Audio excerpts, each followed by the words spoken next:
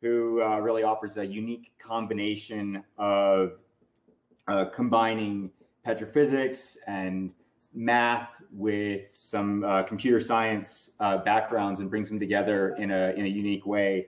I first encountered his work with Randy Blood and the dashboard he created to help with some of their mineral exploration work. That's a whole other separate project that's kind of cool to go and explore.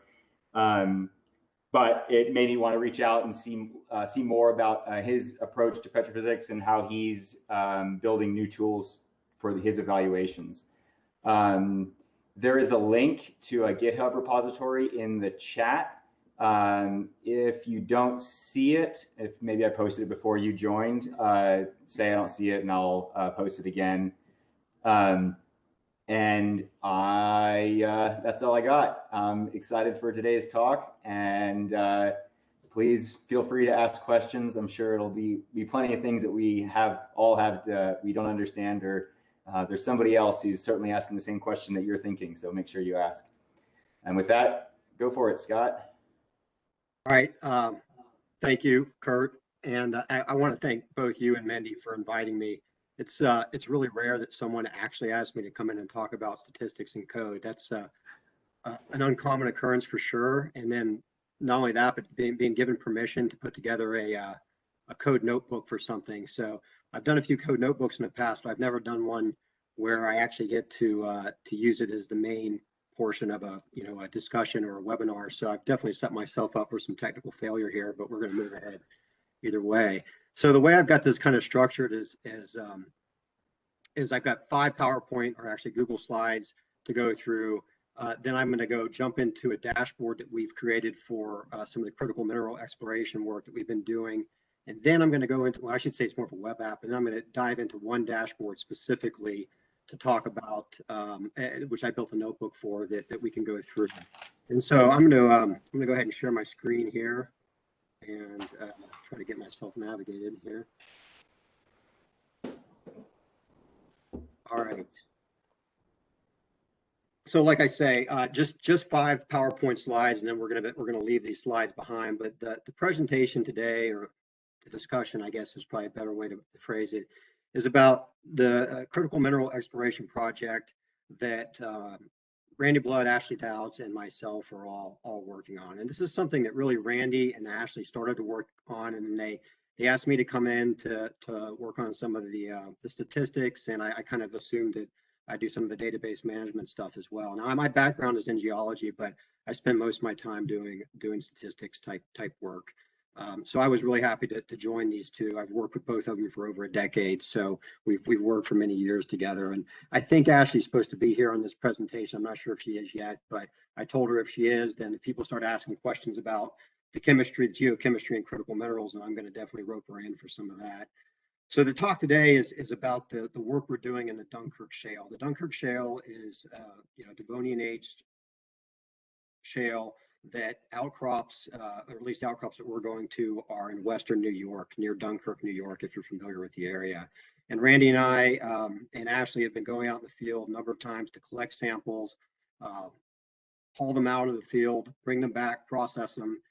Some of them we're sending off to Chemostrat to do some work with. Some of it we're doing ourselves, and then doing the statistical analysis on it as well. And so I'm going to talk about a specific part of this work, just the principal components analysis that we've done to date. This analysis changes. In fact, it just changed over the weekend after I built this notebook, and it's just one small piece of all of this. But I want to talk a little bit about this project, the web application we've built, and then dive into the principal components analysis, just so there's some context as to how this fits in with what we're doing. And so the overview of the presentation, which I guess I've kind of talked about, is to first talk about the project objectives. These are the objectives specific to this critical mineral exploration project. Then why we're using these web-based dashboards, some of the current and planned dashboards, and then we're going to leave these slides behind to go look at the web application, talk about that very briefly, and then jump into the Jupyter notebook or the Google Colab. I would definitely recommend the Google Colab approach if you're going to follow along in the notebook, which is a replication of one of the dashboards that's on the web application, and then wrap up. And so the project objectives for the Dunkirk project, I've kind of well, we as Randy, Ashley, and I have broken up into three main components: the methods, the models, and the mass. And so, I mean, I was trying to think of three things with M when I did this, and so I kind of forced mass in there at the end. But the methods and the models part are pretty consistent with what we were planning initially. The methods being, how are we going to go about sampling this, making sure we collect enough samples from a statistical perspective? How are we going to characterize these samples? And sorry, just trying to get some on my screen here. How we're going to characterize this data and do the analysis. Models to try to, and I'm not talking about statistical models here, I'm talking about like geologic models to try to explain what tends to enrich some of these critical minerals in certain areas, what type of diagenetic mechanisms or depositional mechanisms or hydrothermal mechanisms tend to enrich these. And then using those models, try to understand the distribution of these minerals throughout the area and get some sort of assessment as to the quantity and tonnage, essentially, and enrichment of these various minerals. So the focus of this work is not on extraction methods. So we're all operating under the assumption that if these are important enough, then there will be methods of which to extract them at some point in the future. It's really the focus is on where is it, how much of it, and how is it distributed. Oops. So why use web-based dashboards? We're approaching this project kind of as an open source research project, and we felt that using this type of approach, these web-based dashboards would allow us to share what we're doing, kind of a dashboard diary, if you will, of what we're doing, the work we're doing, how we're carrying it out. And, quite frankly, if people see any kind of issues with what we're doing, then, they can speak up and we can revise and take into consideration what they've said for sure, which again supports this open source research approach that we're using here. Right now, these dashboards, I don't have data available for download, but I do plan to make that a feature at some point in the future here. As I mentioned, these also provide an easily accessible public log of the state of the project. And, quite frankly, there's no requirement of the user to have Python installed, for instance, or any of the dependencies. You just need to go to the URL and you can look at the work we've done and the analyses. The disadvantage, of course, is that some of these dashboards, and I'll point them out as we go through them, are less relevant at this stage of the game. I mean, they were important at the time, but maybe they don't really need to be, featured on here as the current state of the project. Some of them might be dead ends, and that's just kind of the nature of exploration. You try certain techniques, and some of them may work, and some of them may not. And part of what we're trying to do, as I mentioned on one of the previous slides, is define methodologies, and some of those methodologies are going to be better than others. We document them all, and they're all there for everyone to see, kind of warts and all. So. And the last disadvantage is, of course, well, there's two. I guess there's two other disadvantages. One is that anyone who wants to view these are kind of dependent on the wildlands team to make changes to the visualization. Something you want to see, well, you can't really see it, especially now because you can't access the data. But like I say, that at that point, once the data is accessible by anyone, you can of course do whatever you want. And the last is that if any kind of company supports this work and they essentially pay for the data, well then.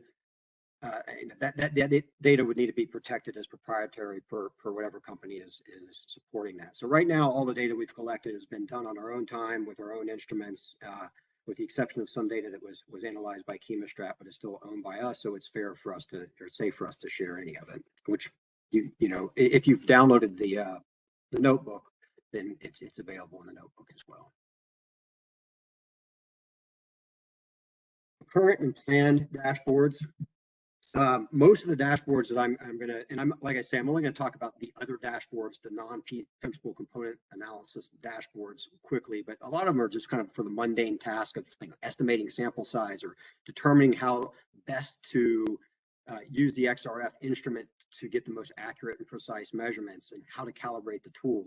The principal components analysis dashboard is kind of our first one where we're starting to do a little bit of interpretation of the data. And it's just kind of in its starting point because we only have 3 geographic locations of data, and we're going to have up to 20 and a heck of a lot more data from even the 3 locations that we've already sampled.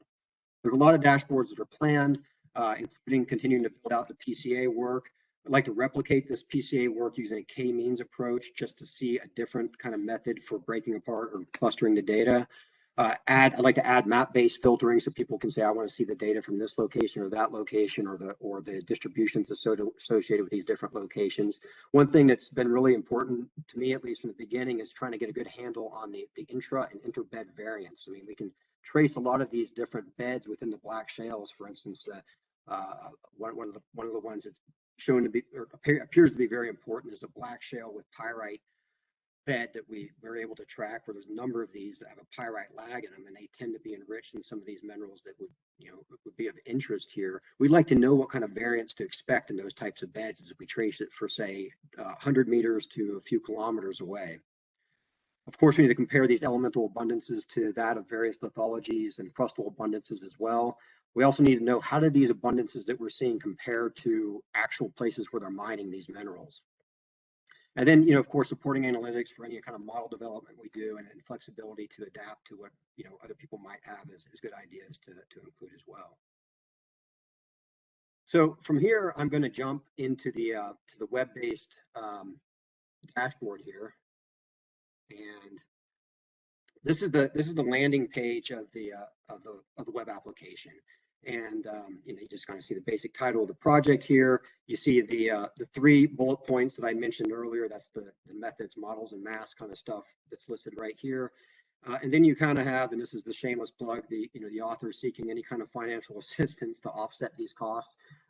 This work that we've done to date represents hundreds of hours of work, and it's all basically been done on our own time. We all 3 have our own consulting companies, and we have our own work that we have to do to make ends meet, and we do this when we're able to in the evenings, and of course Randy and I often dedicate 1 day a week to go out in the field and collect samples, and for us this week it's actually tomorrow to do that. So that's the only shameless plug I'll put for that in there.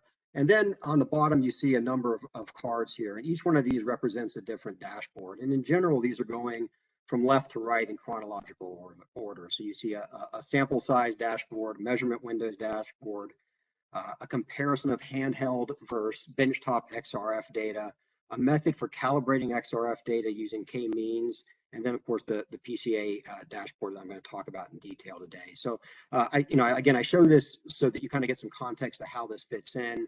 I'll click into each one of these, but I'm not going to go through them just in the interest of time.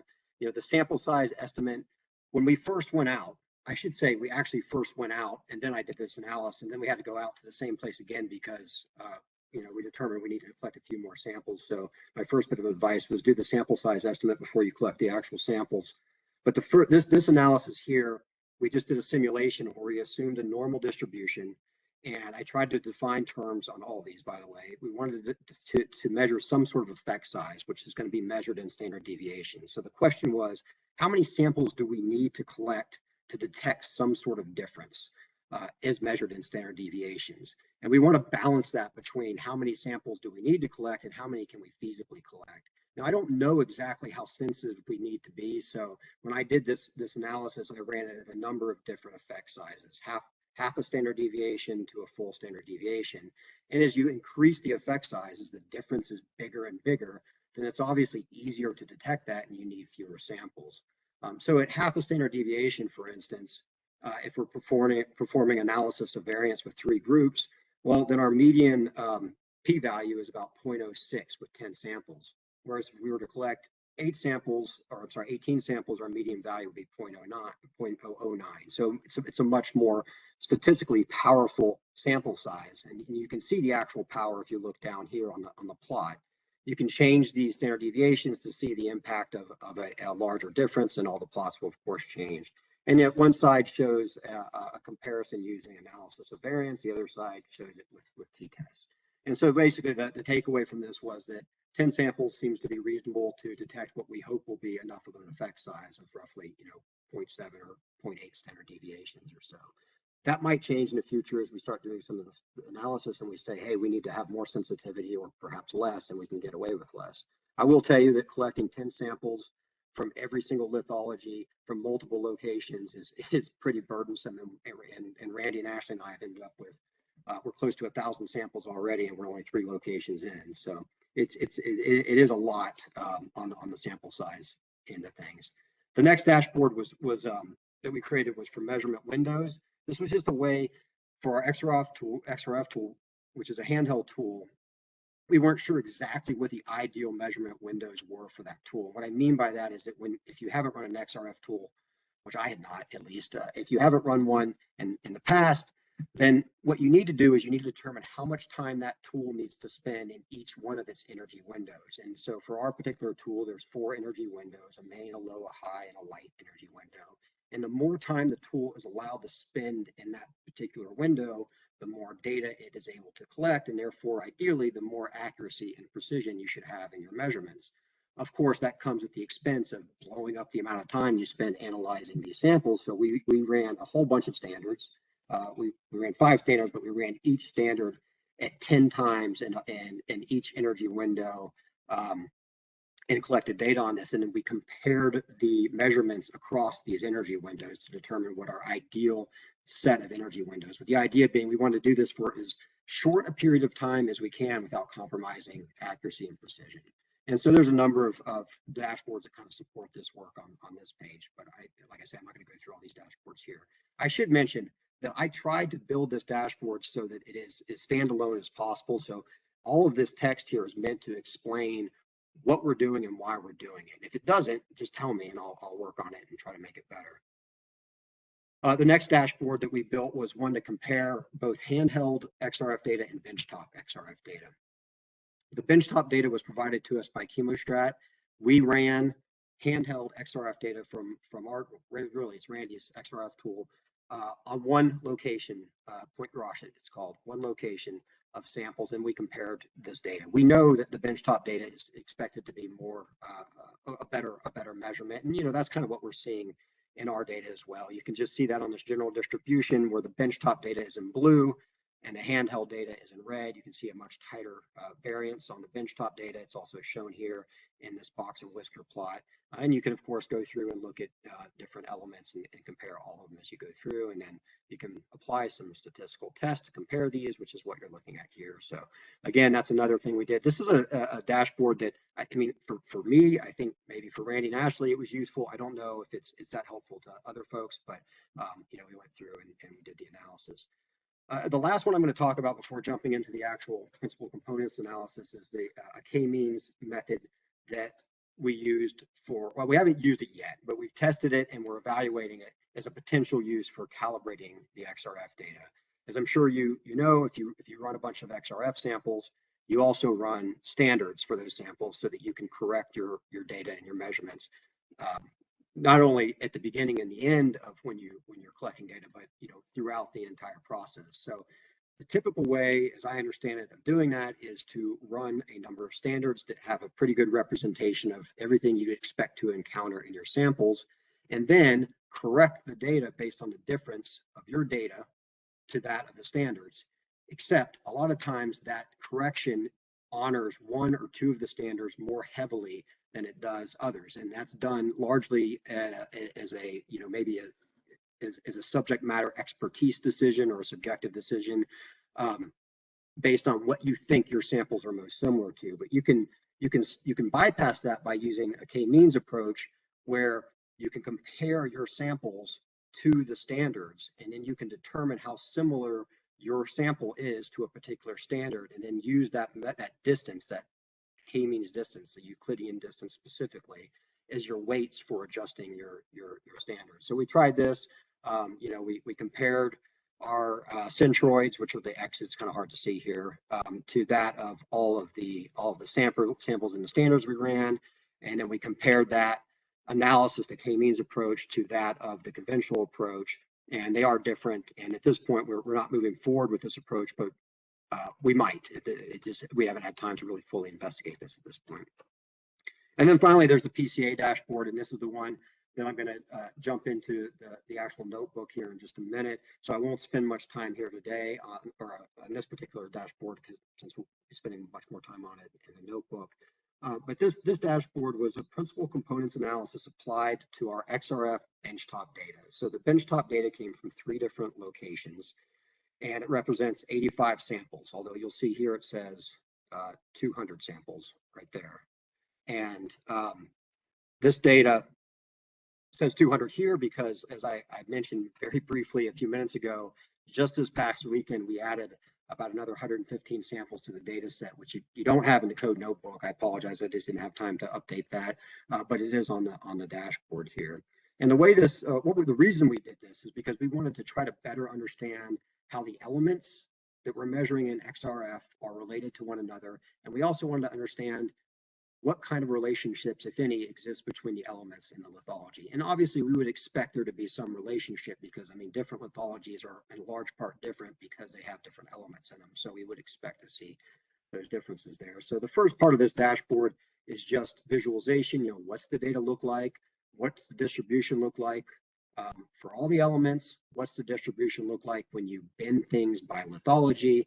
And then I applied a principal components analysis when I did not standardize the data. So I just took the data as it is in parts per million. So all the data was in the same units, but it was not standardized, performed the principal components analysis, on that data. And then I repeated the whole process, but using standardized data.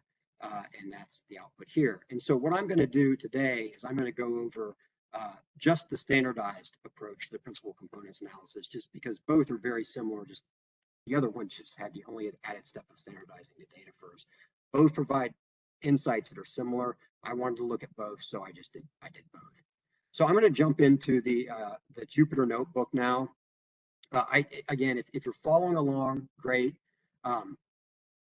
Just so you know, if you have any questions at all, of course, feel free to ask them at any time. If it's something that's like, hey, this thing isn't working or whatever, and it seems like it's going to be difficult to fix, then I will help anyone who needs help on this and can do it after the meeting or some other time via a Google Meet or Zoom or WebEx like this. But if you're following along, you might be using the Jupyter notebook. You might be using the Colab, Google Colab notebook. I would recommend using the Google Colab if you're going to follow along, simply because Google Colab sets up a Python environment that has all of these dependencies already loaded, with the exception of Jupyter Dash, which I do a pip install at the top here to take care of that. So if you're doing it this way, you don't have to worry about setting up your Python environment with all of these dependencies. If you do it through the Jupyter notebook, then you do. Of course, your choice. I know people have lots of different experience levels here. So the way this notebook is set up is, first, we're going to go over just data import, which is going to be very basic and quick. And then I'm going to have a couple code blocks on data visualization. And then there's going to be a bit of a side step here, or an aside. And what this is going to be is, it's going to be an application of principal components analysis, but not to the XRF data, but instead to a toy data set, a data set that just has two variables. And again, I'm gonna apologize in advance if you've used principal components analysis, which I know a lot of people have, and you're familiar with it. Then it's not meant to insult anyone's intelligence. Feel free to go get a cup of coffee or something for 10 minutes. I just want to make sure that everyone's on the same playing field here. They all have a good intuition of how this works and how it can be used using this toy data set. And then we'll jump right back into the actual XRF data and essentially drop the same data into the same code that was used for the toy data set, but we'll replace it with the XRF data. And then we'll go through the interpretation of the principal components analysis after that. So this notebook is, as best as I could do, is meant to be standalone. So hopefully you can work through it on your own. If you're interested in doing so, you can read the markdown text here above each code block. It tries to explain what's happening in each code block. And then of course you can see the code too. And you can say, wow, that's really inefficient code. Why don't you do it that way? And let me know, and I'll do it a better way next time. Or if you're not familiar with it, you can learn some about how to do these things. So the first step, as everyone knows, is data import. Well, actually, the first step is to import a bunch of dependencies. So there they are. And then the data import here, there's two files that are being imported, one called data and one called meta. Now, in this particular notebook, my imports are both CSV imports, but for the record, on the Dash web application, that's being done through a Postgres database, and all that data is stored on a in the SQL database, and it's pulled from there accordingly. But it was much easier for me for setting up a notebook just to generate a couple CSV files to do this. So we bring in two imports, data and meta. Then we're going to drop a redundant column, and then we're going to merge this data on key, and I'm just going to print out the head of the data. And just so you know, I'm not going to go through this code line by line because I think people would just kill me if I did. I'm just going to go through some of the basic blocks on this code. I spent a little bit more time on this one just because I want to make sure everyone understands exactly what data is coming in here. But a lot of the code as we move through, I'm just going to kind of run and maybe just say a couple words about it as we move through. So this is our data set here, and it represents 85 rows of data and 50 columns. 42 of those columns are actual data columns, and it's all XRF data going from aluminum to zinc or zirconium over here. And it includes 42 elements as we go through. You can see there's a little bit of a break here just because it's not cramming them all in here. All of the data is reported in parts per million. So if anyone's worked with XRF, you know, a lot of times you get it presented as oxides or in percentages. It's all been converted so that it's all in the exact same units, parts per million. And the idea behind the database in general is that if it can be calculated, it's generally not going to be in a database. So I try to keep everything as basic as I can here from that regard. So that's our data.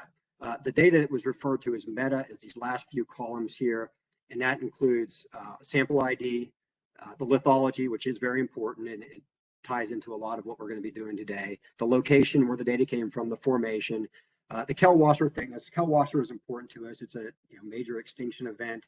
It's at the very upper portion of the Hanover Formation, just below the Dunkirk, and that's what we use as our datum for a lot of the measurements of these samples. So that's why it's included. So there's our data. Next step is to visually inspect the data. I'm going to go ahead and run this because it takes just a minute. The way this block of code is broken down, and this is one of these I'll spend just a minute on to explain, but then this format that you see here, especially this component 2 that I'm calling and component 3, are going to be repeated throughout this code notebook. So I won't go into the explanation for the rest of them, but in this particular code block, the first component is really just defining some basic lists that I'm going to need for my drop-down menu, and I'm going to need for the y-axis values, and I also use it for the x-axis values. So that's nothing more than a few lists that are being created. The next is to initiate this app using the Jupyter Dash library that I imported earlier. And I didn't know about this library. This web app was actually built using Dash, but Jupyter Dash is a pretty cool library that allows you to kind of treat these little code blocks as little mini servers that you can run your code on. You can use callback functions, and you can treat it like it's an actual Dash application, which I was happy about because I wanted to try to make this as close to the actual code that was used for the web app as I could. And so just know that some of these lines like this is initiating the app. You're going to see that in all these code blocks. The next bit of this is defining the layout. You know, how do I want the drop-down menu to look? What text do I want to display to the user? Do I want to set a fixed value to start things off with? Do I want to prevent people from picking multiple values, is what I'm doing here. And then the options that you see here, these are the options that are going to be presented on the drop-down menu itself. And I've given this drop-down an identification ID called y-axis drop-down. Yeah, not very creative. You can call it whatever you want. That's what I called it. And then the last bit of code here, that's kind of subtle. It's just a one-liner, and it is the actual graph that's being presented. And the reason this is just one line is because I provided an ID for it, box, and that's just to indicate it's a box and whisker plot, because all the heavy lifting for this graph is done in this callback function here. So we define the actual box plot here using the graph object from Plotly called box. We feed it our data frame, one element at a time. So the first one would be aluminum with the name aluminum. And then I'm going to show the standard deviation on this box plot. I do want to see the outliers. I'm telling it here. I'm just putting a note so folks know how outliers are defined in Plotly's box plot. The marker color I've got is light green. I did QC that with my daughter. She approved it, so I moved forward with that color as being acceptable. And then I'm going to put some text on here. The text is the lithology, so we know that a particular data point, specifically an outlier, belong to gray shale or black shale pyrite. And then I'm just going to loop through all of my elements that are present and generate a bunch of these little box plots in a loop. I'm then going to find the layout with a title, an x-axis, and a y-axis, and some annotations. So, like I said, I won't go into this detail in the subsequent blocks of code, For anyone who's plotted in Plotly, I don't think you're going to argue with me that it can be parentheses hell at times. Like I can't tell you how much time I spent trying to figure out where a missing parenthesis or curly brace or bracket was in this code before. So it is extremely powerful. You can do just about anything you want. Just keep track of your parentheses. If you've not used it before, that's my advice to you. So we call this this function here is actually a callback function, and this is a method within Dash that can be used here. And this is a really cool feature because it allows users to interact with your plots. Now, unfortunately, only I can tell you what you can and can't interact with, but I will add whatever people want to these things if there's things that aren't being shown that you'd like to see or things that you'd like to manipulate. And so the way this works is it would basically say, hey, we're going to have an output. Our output is going to be box. That's this graph right here. And what we're going to update about that is the figure, so the actual graph. What we're going to take as input is a value, which is going to come from y-axis dropdown, so from our dropdown menu up here. And we're going to take that value, which is right here, and we're going to update our plots using that value. So we run this code, which I've already done, and it generates this plot here. And this plot shows all of the elements on the x-axis, and then it shows the box and whisker distribution in parts per million on the y-axis. All our elements are shown over here to the right. Usually you can double click on these and you can isolate a single element if you'd like to. You can, of course, zoom in on these plots. You can hover over them and you can see information. For instance, this data point is black shale of pyrite. And if we hover over our box and whiskers, or our box portion of the plot, we can see means, medians, mans, and all types of information. So that's a nice thing about these Plotly plots is that they provide a lot of information just right out of the box. Now, our callback function is using this drop-down menu here, which allows us to change the scale on the y-axis. So I can just drop this down to 100,000 and I can change the scale. So for anyone who's probably asking, why didn't you just make this log scale? I did. I tried that. It might be better. I don't know. I kind of messed with both and went back and forth and then just settled on this one. Either way, you can kind of investigate data points that are in lower abundance than others by kind of drilling down into the drop-down menu there. So that's the first step here in this principal components analysis is just let's look at the data. And I'm going to point out a few data points that you can see here.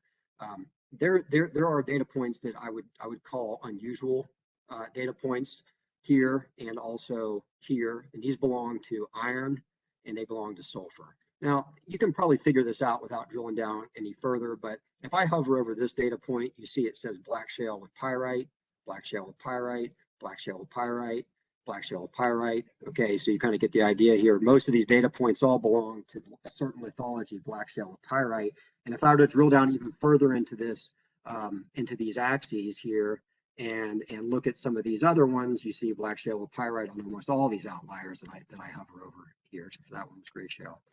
And it's not surprising for the iron and the sulfur because obviously those are the components that make pyrite. So we would expect to see some high points there. But the point being is that this is kind of a long-winded way of saying these aren't really outliers. At least they don't appear to be. They appear to be tied to a specific lithology. And so we can investigate that a little bit closer by actually looking at these box plots with respect to lithology. So again, I'm not going to go through this code. This is just the same thing that you saw essentially. We've got the layout defined up here and then the callback function down here. We're plotting some different information. So of course the information in this callback is a little bit different. But this is the plot that's generated. So now we're looking at the same distribution plot, but we're looking at it with respect to one element at a time. And we're looking at the subset of distributions associated with each lithology that we've identified. So we've only looked at this point, when I built this notebook, we'd only identified 3 different lithologies. If you look at the dashboard now, you'll see that there's, I think, 7 different lithologies that have been identified with the new data that we've added.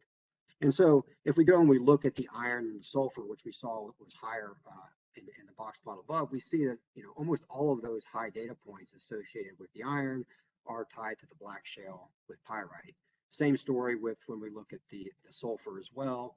And what's kind of interesting is that other data points, minerals that or elements, I should say, that we might be interested in like cobalt, show that same kind of excursion where we've seen enrichment in that particular element. Same thing with nickel or molybdenum, those types of things. And so I don't think that necessarily these elements are correlated with iron and sulfur, but the mechanism that enriched this particular lithology in iron and sulfur may also serve to enrich in some of these other elements as well. And these are some of the elements that we're interested in. So, I mean, the reality is like, and I've said this to friends in the past and folks in the past, is that a lot of what you're trying to learn, you can often learn just by looking at the distributions and spending some time with it. But we go and we do the principal components analysis anyway after this. And, what we find is, well, what elements specifically are associated with black shale with pyrite, and which ones are associated with black shale, and which ones are explaining most of our variance. And that's what we'll talk about in just a moment. So at this point, I am going to I'm going to step aside from the XRF data, and I'm going to explain PCA as is applied to a toy data set here. And this is just a data set with, like, I think 25 data points in 2 variables.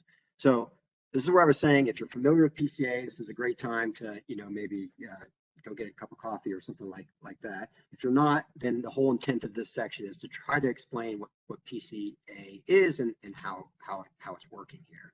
So the main steps, and I've explained these as best I can, well, briefly at least, up here in this markdown box here. But the main steps are first to review the data like we did, and then to standardize or normalize the data. Now, I say that, but then I'm going to not standardize the data for this toy data set here. And the reason I didn't standardize it is because I wanted to compare it directly to the output from, or the results from the book in which I took the data from, and they didn't standardize it in the book. The reason they didn't is because the data has very similar variance and some very similar values. And so there's really no need to standardize it. It's already kind of on the same, the same playing field here. But generally, you would standardize the data. Once you've standardized the data, you then calculate the covariance matrix on that data. And then from the covariance matrix, you extract the eigenvalues and the eigenvectors. And I'm going to use the word eigenvector interchangeably with principal component throughout this presentation. So I apologize for that in advance. If you've taken linear algebra, then I'm sure many of you have calculated these by hand. It's kind of, I've always felt kind of a weird aspect of a matrix. What it is in general terms, not specific to PCA, but what an eigenvector is in general terms, it is a vector that you can apply a transform to. And after the transform, that vector still has the same direction. It might have a different magnitude, but it still is pointing in the same direction. And the eigenvalue describes the change in that magnitude. So for a principal components analysis, the eigenvector is going to explain or point in the direction of most of our variance, and the eigenvalue is going to describe the amount of variance that is being explained by a given eigenvector. And I'm going to show that graphically in a minute. So if it didn't make sense at all, then just bear with me for just a minute. So once we extract the eigenvectors and the eigenvalues, we rank these based on the highest eigenvalue to the lowest eigenvalue. The reason we do this is because the highest eigenvalue, the vector I should say that has the highest eigenvalue, is the eigenvector that explains most of the variance. And that's what we're interested in. We're interested in using principal components analysis to take our high dimensional data and break it into less dimensions, or stated another way, take a whole lot of variables and distill it down to just a few variables. The catch of all this is the fact that when you distill something down, you take 42 variables, for instance, in our XRF data set, and you distill it down to 3 variables, you still have contributions from every single variable to every single eigenvector. And so you have to interpret what those eigenvectors mean. And so at that point, you can certainly, have some debate as to how best to interpret those. So we rank these from highest to lowest, and then we select the eigenvectors that we need from highest to lowest. So let's say we generate 40 eigenvectors, we might only retain 5 of those. Generally speaking, people suggest somewhere around explaining 80% of the variance, but that number is arbitrary. And I think personally it depends on the question that you're trying to answer. from my particular analysis, I'll tell you right now, for the XRF work, 3 principal components was sufficient to answer the questions that we were trying to answer. But someone else might do this analysis and they might say, no, I need 5 principal components to explain the data or the answer the question that I'm trying to answer. So I'm going to go through these steps using a toy data set implemented using NumPy, so numerical Python. And then I'm going to do it one more time, but it'll just be one code block using scikit-learn. And just the point of doing it both ways is to show really how compact you can apply a PCA when you use scikit-learn versus using a little bit more primitive approach, not primitive, but a little bit more hands-on approach, such as NumPy. And so the data set that I'm using is shown here. It has 2 variables, x1 and x2. I got this data set from, one of my favorite books. It's Statistics and Data Analysis in Geology. I think it's in its 3rd edition. A friend of mine from where I used to work at EQT had recommended this book to me years ago, and I've had it for a long time. I even gave it to an intern once as a gift, although I don't know for sure if they really appreciated it as a gift. But I like the book. I think it's a great book, and it explains statistics using geologic data sets, which is pretty nice. So in the book, this particular data set is not really, unfortunately, explain where it came from, but Davis suggests that you can think of it as coming from measurements on bivalves, perhaps, length and width measurements on bivalves. And so what we're going to do is I'm just going to hard code these measurements directly into the X1 and the X2 as lists, essentially. And then I'm going to smash those 2 together into an array. Now, just keep in mind that right now what we have is essentially an array that is of size 2 by 25. So right now our variables are our rows, which is kind of unconventional. Usually variables would be your columns. I will transpose this later, but it doesn't really matter. Just want to make sure people are aware of that. And the next thing we're going to do is we're going to plot the data. And there's not much to this code. I don't need any callback functions. This is a static plot. I'm just using straight plotly to do this, and I'm using a plotly scatter plot. So I'm not gonna go into much more detail of that in this particular code. And so we generate this plot. Now we've got our x1 variable on the x-axis and our x2 variable on the y-axis, and then we have our data distribution through here. So if you can just for a second imagine that these points aren't on here, and instead we had blue dots that were distributed right along this horizontal 5 line right here. Very tight distribution here, very wide distribution along X1. If I were to tell you that if that were the data distribution and we were to run principal components analysis and the primary component, in other words, the primary direction of our variance is running along this line, it probably wouldn't be too surprising to you. And that is what you would find if that was in fact the data set. And the same would be true if instead the data was hugging the vertical 5 line, but distributed all along up and down X2. Our primary component, principal component 1, would be going up and down, and our principal component 2 would be going orthogonal to that, which I should add that by definition, all eigenvectors that you extract from your data, from your covariance matrix in this case, are going to be orthogonal to one another. So in this particular data set, we've got data that is varying in both the X1 and the X2 direction. And so because of that, we've got roughly a 45-degree angle here of the data moving through this plot. And I'm sure you can imagine that if you were to fit a line through this, it would be somewhere roughly in the middle. And you probably wouldn't be too surprised if I told you, which I'll show you this in just a minute, that the first principal component of this particular data set actually runs in this direction right here. The second principal component runs in this direction right here. And you can see that most of your variance is changing in this direction, and the second most variance is changing in this direction. And that's all we get. We only get 2 components out of this. So obviously you wouldn't normally apply principal components analysis to a data set with just 2 variables, but it does make for a little bit easier explanation of how it works here. So the first step here is to generate the covariance matrix. I'm using NumPy's covariance method to do this. And so we generate this covariance matrix, and it's output right here. What this first number is showing us is the variance of X1 on X1, or stated more clearly, the variance of X1. So that's just nothing more than the variance of our X1 variable. This is the variance of our X2 variable. This is the variance of X1 on X2, or sorry, the covariance of X1 on X2. This is the covariance of X2 on X1.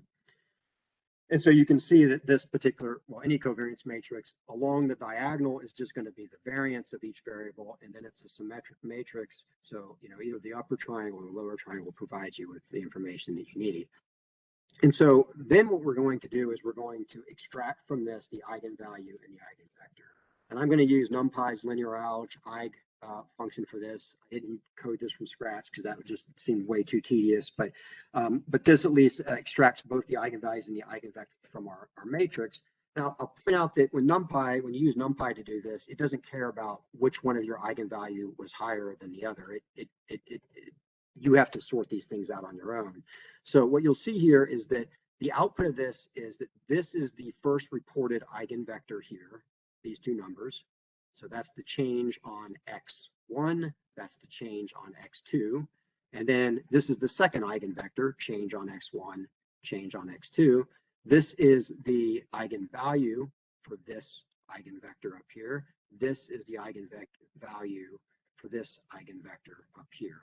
And so what I'm going to do on this next line, this isn't too important, is I'm just going to rearrange this. So what we're looking at is the sorted eigenvector. So all I've done is I've just moved this column over here and this column over here. And I've done the same with the eigenvalues. So now our highest eigenvalue is first, and our second highest eigenvalue is second. And so what these eigenvalues tell us is they tell us the amount of variance that is explained by the first principal component. And what's interesting about these two numbers is that if you sum these two numbers, it's going to equal about 44 and some change. If you come up to our covariance matrix and you look at the sum of the variance on x1 and the sum of the variance on x2, it's going to equal the exact same number, 44 and some change. So what you're seeing here is that our first eigenvector, or in this case, our first principal component, accounts for about 38 out of 44 of the total variance. It's about 85% of the total variance is accounted for by the first principal component, and the remaining roughly 15% by the second one. And so what do these eigenvectors really mean? Well, what we see here, just so you know, I'm not trying to do any trickery here, but I did multiply these eigenvectors by -1 just because I felt like it was a little easier to explain. The signs on the eigenvectors don't matter as long as you change all the signs. So I've multiplied everything by -1 here. And what this is telling us is that for every 0.66 that we change on the x1 variable, we change 0.75 on the x2 variable. And furthermore, these values are normalized so that if we were to take this value and square it and add it to this value squared, it would equal 1. So if we just hold these two numbers in our head, 0.66 and 0.75, and we come up here and we just say we're starting at this point here, this is our origin. If we move over 0.66, I'll just treat this one grid cell as though it's 1. If we move over 0.66, that puts us roughly here, and 0.75 puts us roughly here. That defines a vector that goes from this corner to here, which, lo and behold, is coincident with where we would expect to find the first eigenvector. Furthermore, the length of that eigenvector is going to be defined by the eigenvalue, which, if you recall, is about 38. So our line would be about 38 units long across this. And then the same story for the second eigenvector, we just go in opposite directions for the x1 and x2 variables. Okay, so those are our eigenvectors extracted from the covariance matrix using NumPy. This next block, I don't want to spend a bunch of time explaining this code. It's really basic. It's just another plotly scatter plot. I had to play a few games just to make sure these eigenvectors plotted correctly on the plot. But all I'm going to do is take that original plot that I showed you, the one with the blue data points, and I'm going to overlay the actual eigenvectors that are the correct length based on their eigenvalues over this data here. And so you see a dashed line and a solid line. This could have been all solid. I made it dashed at the time just because I was plotting these from this point here, which is the origin in this case. And I had to go to the southwest, and I had to go to the northeast, so I made them dashed and solid, but they could all be solid. The red line represents principal component 1. The length of the red line is 37 units, which represents our eigenvalue. The black line represents principal component 2, where the length is 6.5 or so units, which represents the variance in this direction here. And so this is a direct visualization, as best I can do at least, of the eigenvectors with respect to the data. And remember, we extracted these eigenvectors and the eigenvalues from the covariance matrix. So the next step is really simple. I'm just calculating the variance by is explained by each principal component. And that's nothing more than the variance of a given principal component divided by the total variance. So in this case, it's like 38 divided by 44. So 85% of the variance is explained by principal component 1 and almost 15 by principal component 2. The next thing that we're going to do, and it's kind of silly with a data set with 2 variables, but is going to be to calculate the principal component score and the correlation of the score against the original input data. And so what we've done here is I've transposed the original data. So now our columns are X1 and X2. And then I've done a matrix multiplication of that original data times our eigenvectors. So when we see values for a given principal component that are high, the indicator for a sample that are high, the indication is that we have a strong affinity for that particular sample with that particular principal component. So for instance, if sample 1 scores very high with principal component 1, then that sample happens to have a high affinity with principal component 1, or it has the components that would yield a high principal component 1 score. And so we can calculate these scores, and then we can use these, which we'll use in the XRF data shortly. We can also do a correlation of these scores against the original input data. And this, I will be clear, provides really no new information, especially if the data has been standardized. It is just a convenient way of looking at the data, simply because most people are more comfortable looking at a plot of correlations of, say, a given element, in our case, or a given variable with a given principal component, than they are looking at eigenvectors and the eigenvector values, but they provide the same information. And so what you're looking at here in this table is the result of that correlation. And so what this is showing is that the X1 variable in this particular data set had a correlation R value of 0.91 with principal component 1 and 0.42 with principal component 2, and the X2 variable had a correlation of 0.94 with principal component 1 and negative 0.34 with principal component 2. And like I say, it's kind of silly to do this when you have just two variables, but the point being is that when we have high X1 values and we have high X2 values, then we should expect a high principal component 1 score. When we have high X1 variables and low X2 variables, we should expect a high principal component 2 score. And so we can plot this, and all this next block of code is doing is plotting this information from above. Nothing crazy going on here. It's just some plotly figures, figure plots, bar plots specifically that are being shown here. And what you're looking at here, I'm going to turn off component 2, and you're just looking at the eigenvector value of the X1 variable and the X2 variable for principal component 1.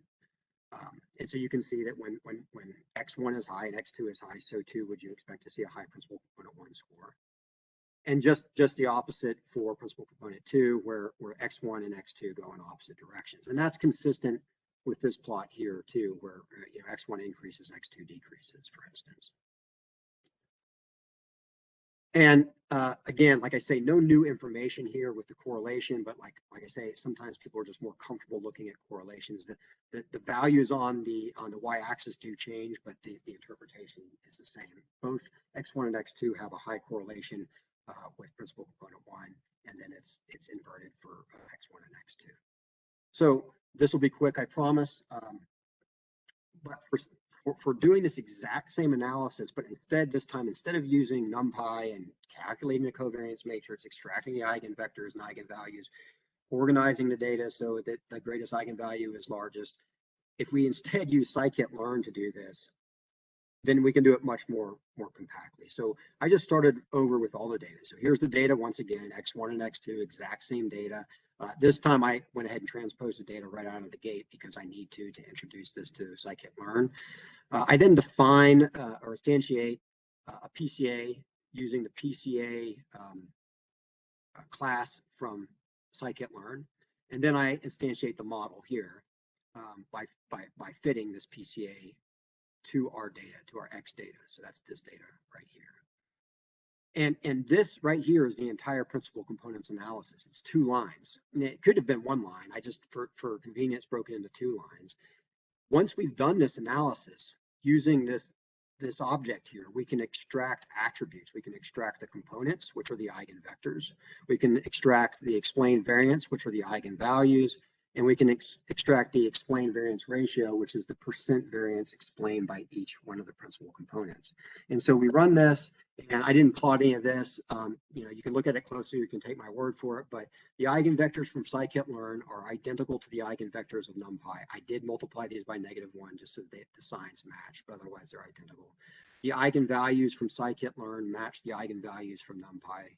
And so too does the percent variance from both of them. And then, you can also just compare the max difference between the two. You can see that our greatest difference is 10 to the -14. So essentially 0 for all these. So the nice thing about this approach is it's very compact, of course. The dangerous thing about this approach is that you can apply PCA even if you really don't know what the heck's going on too. And I don't pretend that I know all the ins and outs of it, but I do at least in general, my practice is to code things, I wouldn't say from scratch necessarily, but usually from NumPy. So I understand how the components are working. I shouldn't even use the word components, how the pieces are working to define a particular method. I've used this for PCA, I've used it for neural networks, for random forest, for genetic algorithms, for k-means, for anything I've done, I've always done a NumPy or NumPy-like instance first to understand it, and then use the numerically optimized methods that are provided by platforms like scikit-learn or TensorFlow or some of these other platforms that are libraries that are very powerful. So now we're going to jump away from this toy example and we're going to jump back into the XRF data. And again, the whole point of that was hopefully to try to shed a little bit of light on how this how this method works and what these principal components mean. And so now we're going to do the exact same thing, except with our XRF data. I am going to standardize the data first, and I'm just using the standard scalar method to do that, which I imported at the very top. And I'm doing that on our data frame of elements, so just the elements here. So now the data has been standardized. I'm going to run the principal components analysis, and this code here is exactly the same as what I just showed up here. The only difference is we have dropped in the standardized data and we have changed the number of components that we're going to model from 2 to 42 components. So we're going to, in other words, we're going to do a principal components analysis for a data set that has 42 variables, and we're going to extract 42 principal components. Obviously, we're not going to use all those because what would be the point of doing a principal components analysis if you were? But we are going to use, in this case, just the first 3, and I'm going to plot the first 10. So I know I've been talking a lot about statistics and code, and some people might be worn out at this point. I just want to tell you that I'm almost at the end here. I just am going to go through the output associated with this PCA analysis, or sorry, this PCA, as applied to the standardized data. And I'm going to show 4 plots. 2 of them are going to be together. So plot 1 and plot 2 will be separate, and plots 3 and 4 will be together. You've already seen plots 3 and 4 with the toy data set. It's just going to be the exact same thing, but this time applied to the XRF data. Plot 1 and plot 2 will be a little bit different. And so plot 1, what we're going to do with plot 1, and I should just explain the code briefly. This is, again, I'm not using any callback functions. This is a static plotly code, or at least it doesn't allow for any interaction with the graph other than just general output, no changes to the graph. I'm just using, once again, a bunch of bar plots here to plot this data. And what I'm plotting in this particular case is the variance explained by each one of the principal components. So if we scroll down to this plot here, we see that on the x-axis, we have principal components. I went from principal component 1 to 10. If I showed you all the components, it would be all the way up to 42, but that really would just be, a waste of space here. So I'm just going to 10. I'll tell you right now that I'm just going to talk in detail or more detail about principal components 1, 2, and 3. On the y-axis, we have the variance accounted for by each principal component. So in pink, we show the incremental variance. So principal component 1 explained 43% of the variance. The cumulative variance explained at this point is, of course, the same, 43%. Principal component 2 explained 16% of the variance. And if we include both principal component 1 and 2, then we're able to explain 60% of the variance. And then finally, principal component 3 explains 9% of the variance, an additional 9% of the variance.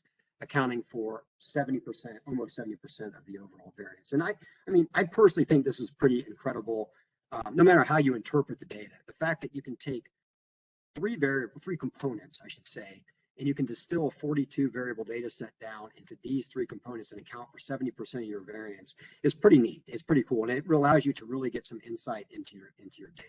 Whether you can use that insight is, you know, another story, of course. So, okay, the second plot that I'm going to generate here is a 3D scatter plot. This one does require some callbacks because it does allow some interaction. So the format is much like I explained way back in the beginning. Define a few things that we need up front. This includes a couple data frames with some labels that make it easier for me to filter data, essentially converting these things to pandas data frames in some cases. Then initiating the app, defining the layout, and then at the very bottom here is our graph. And then we define our callback function, which actually does the definition of the graph. And in this callback function, you can see we're taking three inputs. Since this is a three-dimensional plot, we have data from the X, the Y, and the Z axis, and then we update the scatter plot. And you can see, if you look at the code here, I've filtered the data by lithology, by gray shale, black shale, and black shale pyrite. Now, again, I'll remind you that if you look at the web-based application, there's going to be 7 lithologies here, so you'll see quite a few more colors on the plot, and I should say lithologies on the plot. It's at the on the web-based app. I'm going to go ahead and run this block of code here, and it's going to generate this plot here. Okay, so I'll go through this plot in just a second. You can see that the x-axis, the y-axis, and the z-axis are all interactive. So if I, for whatever reason, wanted to see component 5 on the y-axis, I can change that and look at it. Because I'm only going to be talking about principal components 1, 2, and 3 for the next couple of code blocks, and really for the entirety of this talk, I'm just going to keep these 3 locked in, and I'm going to zoom in on this a little bit just because I know it gets a little bit small here, this particular block. And so what we're looking at here is principal component 1 here, spanning from a little less than 0 to over 20. We've got principal component 2 on the y-axis, and then principal component 3 on the z-axis here. And then the data is colored by lithology. So we only have 5 black shale with pyrite data points in this data set. I will assure you that we have many tens of more of these that we have not yet had a chance to analyze, but we have sampled. So we will be able to build on this particular lithology quite a bit and see if this trend holds. But I do recognize the danger of making some of these interpretations on just a few data, 5 out of 85 data points. But we have seen this in other black shale lithologies, and it does seem to be a fairly consistent trend. So we'll see how it holds up. So these are labeled by lithology. The yellow ones, the yellow dots represent black shale with pyrite.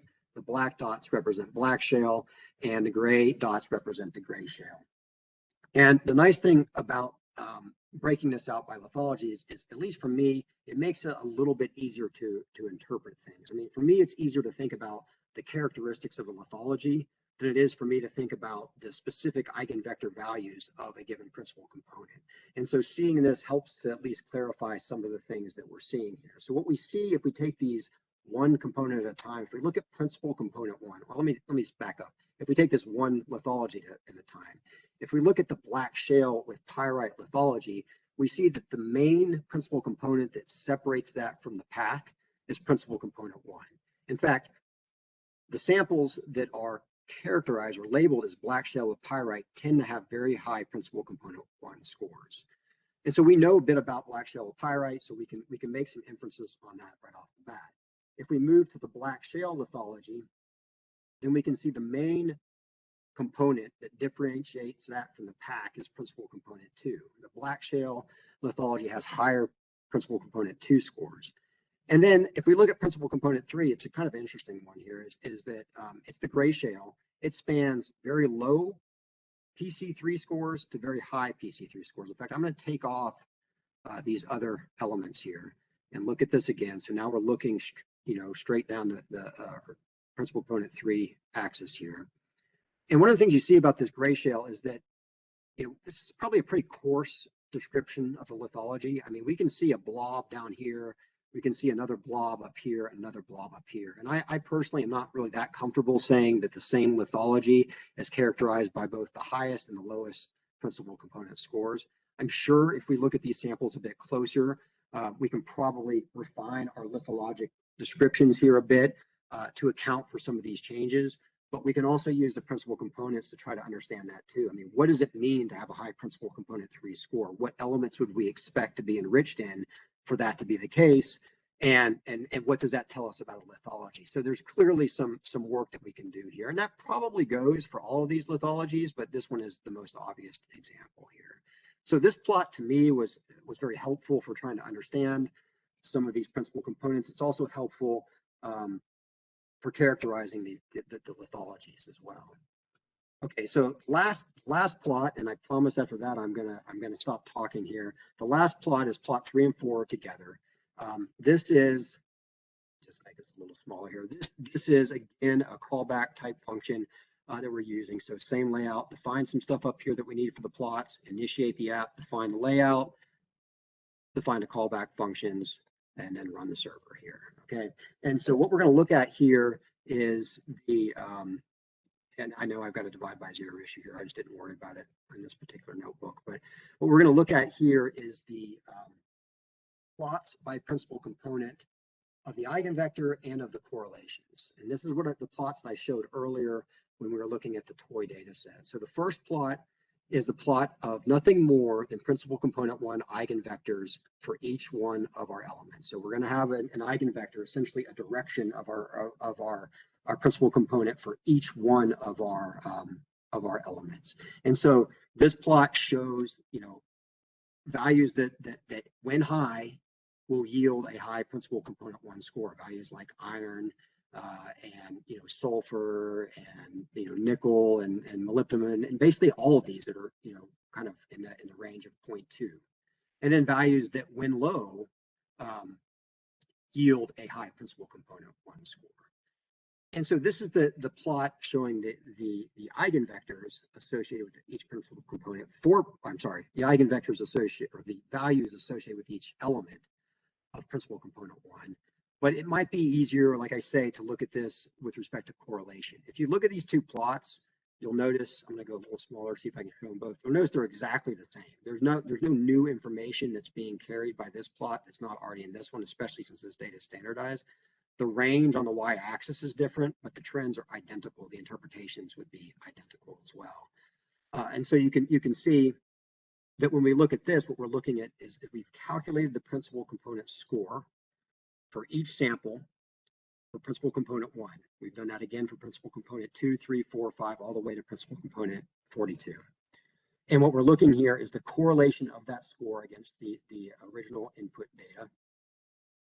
And we can see that, much like the eigenvectors were showing us, that when we have high iron or high sulfur, phosphate, and any of these that are high correlations, 0.92 in this case, 0.93 for copper, when these particular elements are high or enriched, we're going to get high principal component 1 scores. And this isn't terribly surprising. I mean, if we just again look at iron and sulfur as an example, we know that this particular principal component appears to be associated with, or at least found with the black shale with pyrite lithology. So seeing an enrichment in iron and sulfur is what we'd expect. But, you know, what about some of these others? You know, like what about cobalt? Why is that also there? Is it because of the mechanism that is enriching these particular intervals, which in this case, in most of these cases, it's a lag deposit, so it's a mechanical enrichment of pyrite. Is that the same mechanism that's driving an increase in cobalt, or is it something else? You know, and these are the types of things that we can at least look at the principal components and we can try to answer these questions. But it's going to take us some time and some more understanding of the geochemistry, which is really what, you know, Ashley and Randy are both very good at, and will bring a lot in that regard. If we switch this to principal component 2, we can see the same type of output, except for this time it's for principal component 2. And I'll just briefly say that, you know, we see an enrichment in silica, for instance, and an enrichment in, silicon, and an enrichment in uranium for principal component 2. That's not terribly surprising. I mean, knowing that this is a black shale lithology, we typically see black shales in enriched quartz, whether it be depositional, detrital quartz or biogenic quartz.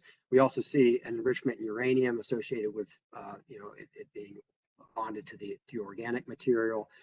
So that kind of goes with what we'd expect for a black shale lithology. But there's other things that we need to understand too. I mean, like for instance, why some of these elements such as magnesium are as low as they are. Does that make sense? It probably does, but probably need a bit more geochemistry than I have, which isn't hard to explain some of those. And then aluminum, of course, aluminum is also we see that when aluminum is high, our principal component score is, I'm sorry, when aluminum is low, our principal component score is high for principal component 2, which you kind of expect because the clays would be a bit lower in the black shales. And then finally, if we look at principal component 3 and we kind of look at it in the context of gray shales, we see high aluminum, we see high thorium in this particular example when we look at the correlation. Again, not terribly surprising when we are trying to understand the gray shales, because they definitely have more clays, and we'd expect to see higher aluminum, higher thorium in that regard. And this is the plot that we might use to try to understand the separation that was mentioned earlier with the gray shales. Why do these points exist versus these points? Well, these points exist up here because they're enriched in the stuff that makes principal component 3 high. So basically, this explains the upper portion of principal component 3, and everything going in the opposite direction explains the lower portion of gray shale lithology. I said principal component 3, I meant to say gray shale lithology. So this is kind of where we are now. I put this last block on here. What does all this mean? Because this is a lot to do to look at associations of various elements and associations of lithology with these elements. And there's always the question is it worth it? And you never know that when you go into these types of of analyses, because I mean by nature being data exploration, it's gonna lead to some roads that may not bear as much fruit as others. I don't think that's the case in this, and obviously I'm biased to say that because I spent a lot of time doing it. I don't want that to be the case, but I really don't. I think in this case, we were able to understand quite a bit about the data, about how the elements relate to one another. We clearly were able to separate these 3 lithologies, and in fact, it works really well when we add additional lithologies as well. In fact, we were even able to see there's some interesting things going on in a particular lithology where we have gray shale with concretions in it, which we might take a closer look at. Furthermore, interpreting greater than 40 elements right out of the data set is tough. Using PCA did provide a way to organize this data and organize how it's related to one another. And there's certainly a lot more that can be pulled from this particular analysis, especially when it's reviewed with someone with a stronger geochemistry background. And again, this approach was effective at detecting differences between lithologies, and it continues to be even as we add lithologies. So, what's next? And this represents just 3 geographic locations. We're going to continue to add locations and build on this and see where it takes us. There are many methods to reduce dimensionality, and probably people are thinking, well, why didn't you do this or why didn't you do that?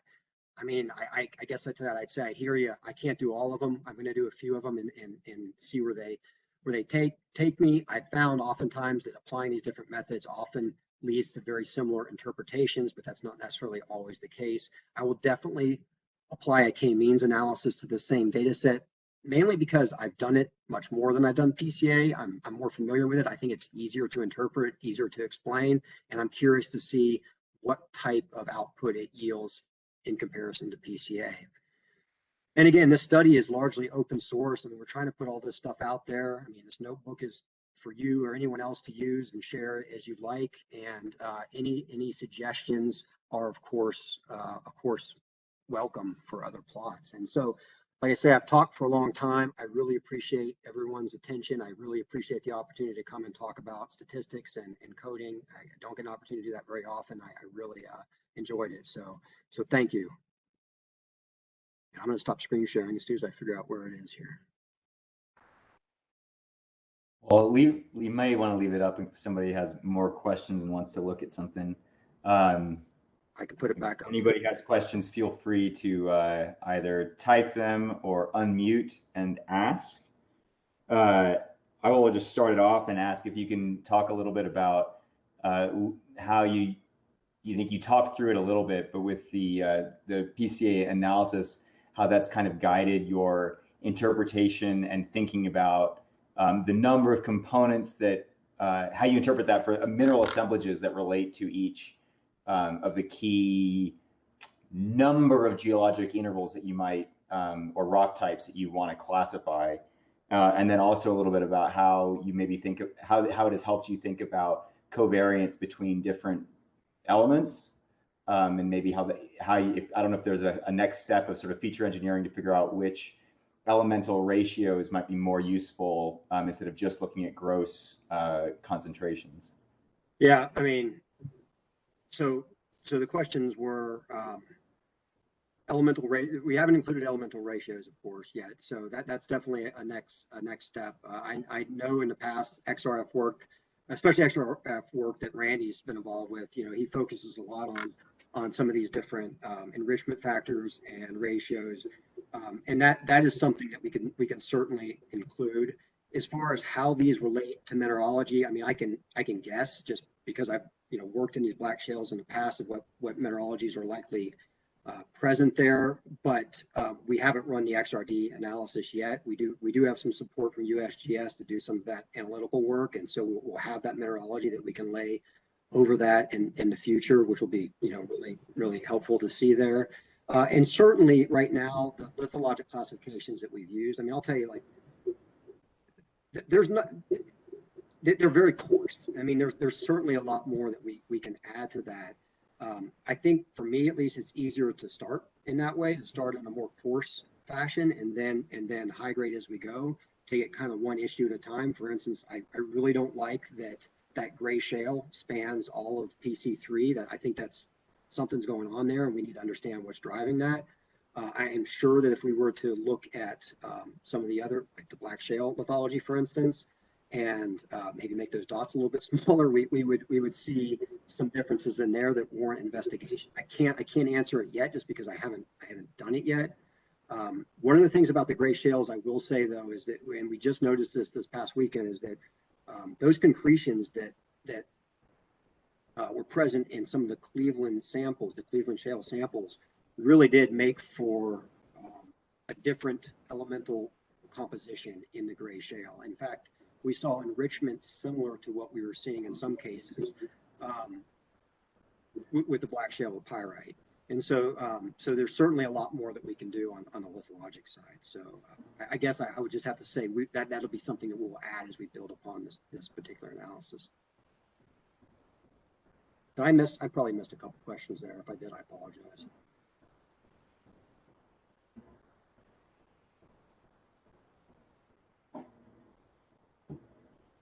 And I mean, you know, I'll just say that if people do go through this on their own time and have questions, that really don't hesitate to email me or send me a LinkedIn message, and you know, we can talk about any of this, and I can explain the code in more detail or try to explain what I was doing in that particular code block. I saw that you did on your website, you were running everything through the Heroku apps. What was the reason, or is that sort of, I don't know if you can talk about a little bit about how using that was a useful or difficult aspect of this? The main reason I used Heroku is because it had a free service, and so I was able to test things and get things up and running for free. And I actually, when I originally learned how to use Heroku, I did it with a Udemy course, and they used it, so I learned it through them. And it wasn't too bad to use. I really don't have many issues with it at all. It's really, quite frankly, pretty smart of them to do that, because obviously people get familiar with it and then they're comfortable with it. I've since upgraded our dashboard to the second lowest of all low levels, hobby. So that allows us to have a dedicated dyno essentially, and so that prevents if you do the free service, when people load your dashboard, if it hasn't been fired up for 30 minutes, then there's like a, I don't know, 20 to 30-second delay before it loads, which I thought was going to be annoying for people. So, you know, we splurged for the hobby license there. But Heroku's been great. I had a little bit of issue getting Postgres to tie into it, even though it's supposed to do that pretty easily. That's more on my end though than their end. But updating it, I mean, you can update the dashboard, test it on your local server, and update it in 5 minutes. It's really easy to push to Heroku once things are set up. So I've been really happy with it myself. I haven't had any issues with outages or anything like that. So it's been able to handle the massive influx of traffic of several users per day, most of which are actually probably me. So.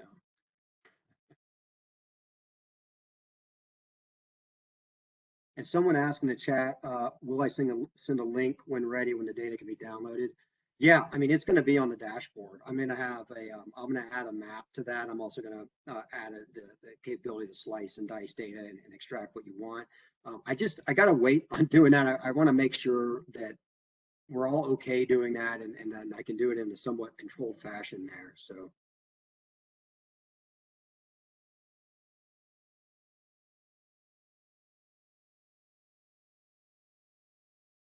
I have a question. So how did you determine like you wanted 3 principal components? Like, did you use AIC or BIC, or did you just kind of look at the variance? No, I did not use AIC or BIC. I mean, I looked at the variance explained, but I really, in this case, I just was trying to understand these 3 lithologies, and it so happened that 3 principal components was pretty effective at separating those and trying to understand which elements and how those elements were associated with those lithologies. So, I mean, I can certainly see a situation where we come back and we're trying to answer a bit more complex question where 3 principal components just isn't going to do it. But those 3 components explained about 68% of the variance of the data set.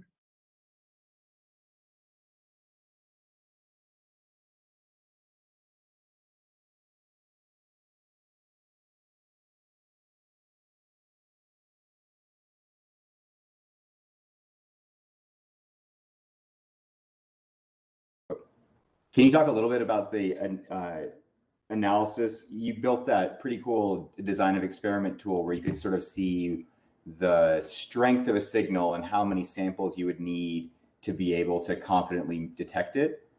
And you said that you wish you'd done that before you went out sampling. How did that change, or what did you learn specifically when you built that way of looking at your data sets or the strength of signals? How did that change the sampling you had to go back for? Well, we originally, Randy and I had gone out to Point Gratiot, the first location, and we collected samples at 3 different sub-locations there. So you can imagine you're looking at the outcrop. It's on the Lake Erie shoreline there. We can see for about 150, 200 meters along the section there. We sampled like roughly every 50 meters. And then we sampled up through the section, which was really easy because Point Gratiot, the section we're interested in is only, like a few tens of centimeters, I think, in that thick there. So it was pretty easy to do. We sampled at each one of those sublocations. We collected 3 samples from each horizon. And then we came back and we brought it back. And then I thought to myself, really, I don't know if that's adequate for us to do some of these statistical tests that we want to do, especially if we're trying to determine, is the variance different? Are the means different? Fundamental statistical test. So I built a simulation where we basically sampled from a normal distribution 3 times, 6 times, 9 times, 12 times, whatever. And then I ran an analysis of variance on that data using 3 different groups, just arbitrarily. I just figured out I'll try that. I also ran a t-test on that data, and I measured the p-value associated with it and the power associated with it. And then I did that at different effect sizes. So, I mean, obviously, if we're trying to detect a really small change, like say a really subtle change in the increase in, say, some element, let's just say cobalt, within a couple beds, we're going to need a lot of samples to be able to statistically say this difference in fact exists. I don't actually know at this point what that difference is. All I can do is run a few examples and say, okay, let's just pretend we want to be able to detect half a standard deviation of change. How many samples would we need to do that? And then I have to ask Randy, like, how many samples are you willing to hike out of the woods with me with? And then when we go back and forth with that, we come to 10 samples reasonable to detect an effect that seems reasonable right now, but it could very likely we need to go back and collect additional samples to detect a stronger effect size. So this is nothing more than a way to kind of frame our best guess right now. with the understanding that it might not be enough, or it might be overkill. We do this again in a different reservoir. We can say we don't need to carry 60 pounds of samples out of the creek next time. We can far less. So it was just my best guess at the time. And the same thing with the XRF, measurements, the measurement windows. We don't, we've used a lot of XRF data, but we haven't specifically done a lot of our own XRF measurements. So, we had guidance on how best to use the tool, but we figured, why not just run the tool a bunch of times at different measurement windows, try to determine what kind of variance we're seeing at those different windows, and how short of a time period can we get away with and still get, accurate and precise data, at least based on the standards that we're using to do this test.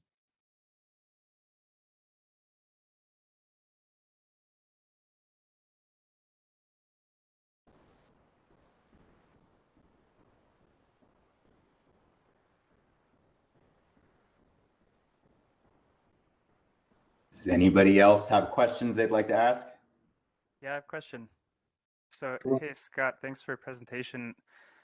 I called in about, I don't know, pretty late, so I missed the beginning. So I don't know if you covered any of this stuff or not, but I really enjoyed your notebooks with the Dash apps in there. That seems like a really cool way to build those.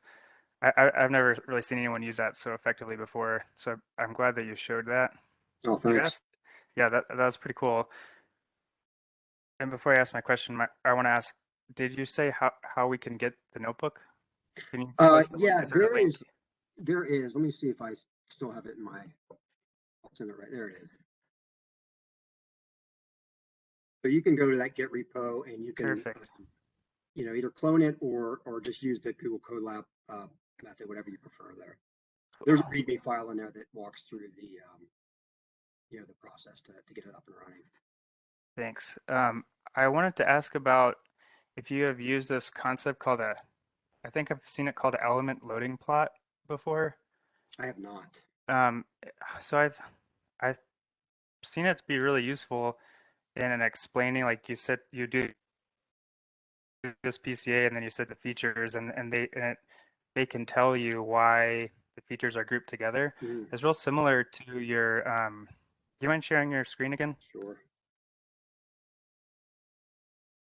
And the reason I'm kind of asking because I think it'll be really cool to incorporate this into the Dash app, like have a little app that does something similar to this plot that I've seen before. Okay. So this bar chart here, Uh-huh. it shows you basically for each element how strongly does it correlate with the principal component, Yes. right? And so what I've seen done before is to take these like one-dimensional bar chart and plot it two-dimensionally, and Okay. then so you take that correlation or loading or contribution, I think, and you plot. So you have your principal component 1 on the x-axis, for example, principal component 2 on your y-axis, and then for each element, you plot the name of the element where it falls on the plot. Okay. So And you, so then you might see in your example here, like iron and sulfur at the top or at the right, at uh, high value principal component 1, you'll see that Fe and S together, and then you might see like aluminum and silica and potassium plotted together. And so then you can kind of tell,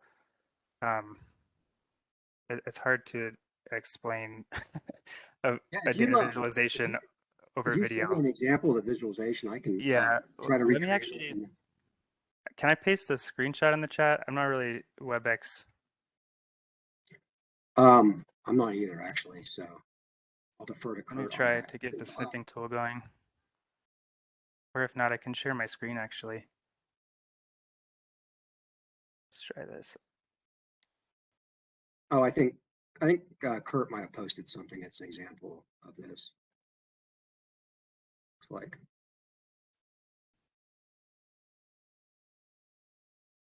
Yeah, a loading plot. This is it. Oh, it's not letting me look at it. Oh no, continue. Yes, yeah, this is exactly right. So let's see. Yeah, that would be Oh, you know what? I have seen these before. Yeah, I should have added this. I don't know why I didn't. I just didn't know what Yeah, to do. This is a good idea. it's really cool because like in this plot you can look and see like, okay, what does the phosphate have to do with arsenic that's opposite from the sodium and selenium, and Mhm. then you can relabel your P1 as like, maybe one is like a detrital indicator. So you can say like principal component one, you can think loosely as like the detrital indicator component, and then you can think principal component two as maybe um, redox component or something like Yeah, yeah, yeah. that. No, Even though that's it's good. not 100, It's like it funny. becomes a lot easier to talk to people. Yeah, for Or sure. It's this would funny be the 'cause thing to cluster. Exactly, yeah. Then you can cluster these together, or I mean, that's kind of, I guess, what the principal component is doing. But yeah, yeah, yeah. No, that's a great idea. I mean, there's no reason not to add that there. So, and then we could even flip it around so you can change the axes there and look at different combinations of exactly, yeah. That's what I'm thinking. Like that'd be so cool to have in that dash plot, and you could even plot in 3D too. And so you could Yeah, have all three components, change them around, and that would yeah, be really cool to see. yeah. No, that's a great idea. It's funny because when we first started talking this, we were talking to Chemostrat, and they were talking about some of the principal component plots they do when they're looking at XRF data. First plot that Millie brought up from Chemostrat was exactly one of those plots. Oh, really? Why Yeah, I that's go funny. and I do the entire analysis and don't use the actual plot that kicked off the conversation is, I guess, a little bit weird. But I'll add that. That's a good idea. Yeah, I think your talk. I'm gonna go back and watch the video hopefully, but they'll be posted, right? Yeah, so I'll go back watch the Yep. beginning, but I saw the second half and it was great. So thanks a lot for sharing. Oh yeah, my pleasure.